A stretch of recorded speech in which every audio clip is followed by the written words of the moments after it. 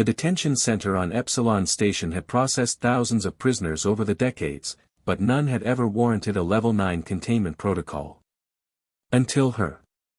They called her Subject 47 in the official reports, though the guards whispered a different name in the corridors, the Fracture.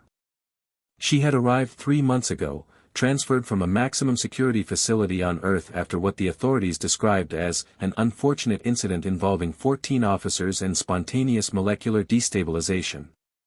Lieutenant Marcus Verne stood outside her cell, reviewing the incident log on his datapad. The words glowed amber in the dim hallway, warning issued. Subject verbally cautioned aggressors. Non-compliance resulted in casualties.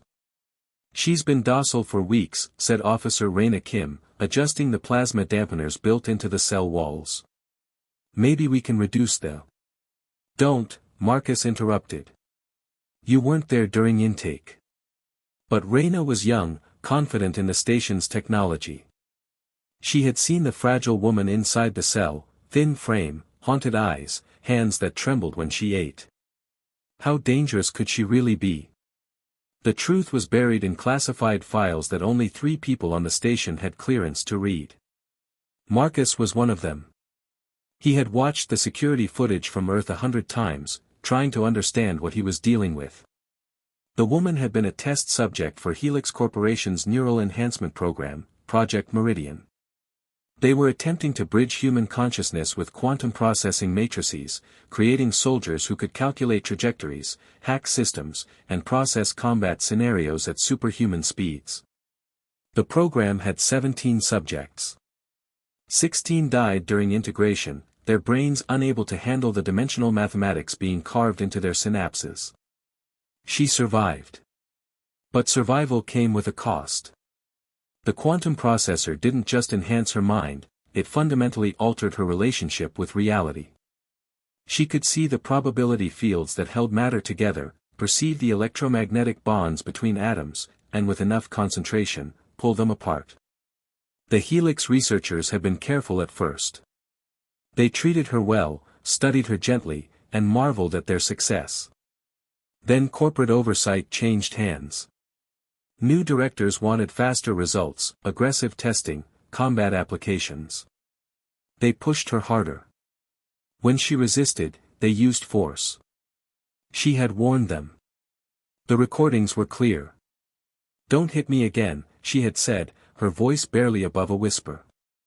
"Please. I can't always control it when I'm hurt." They hit her anyway. 17 researchers dissolved into their component molecules in 0.3 seconds. The security team that rushed and lasted slightly longer, long enough to fire their weapons, long enough to realize their mistake. The bullets never reached her.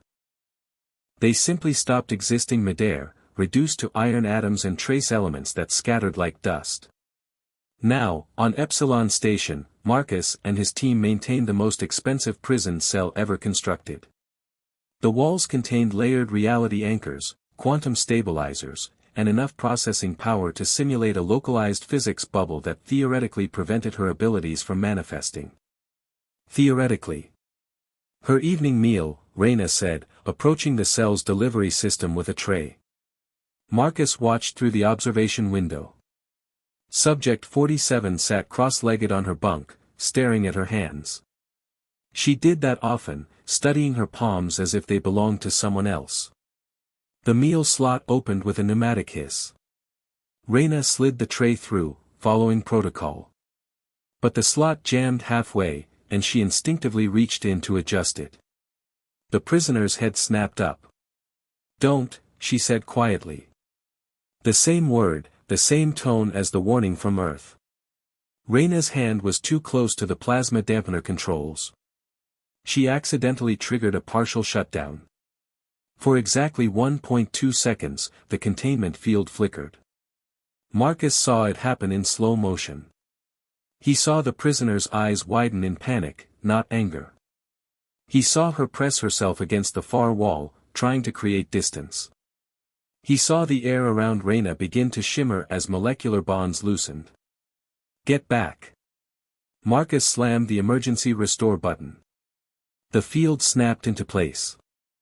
Reyna stumbled backward, her hand visibly older where the edge of the effect had touched her, aged by entropy itself, years stolen in a heartbeat. The prisoner was crying now, curled into a ball on her bunk. "I told you," she sobbed. "I always tell you." Marcus helped Reyna to medical, then filed his report. He recommended permanent level 9 status. No reduction in containment. No physical contact. No exceptions.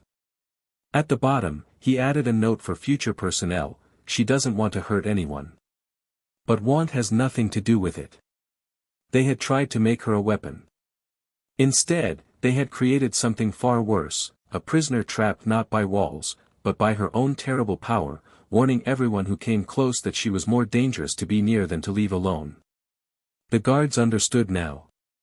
They all did. And they made sure every new officer learned the same lesson before their first shift: when she says don't, you listen.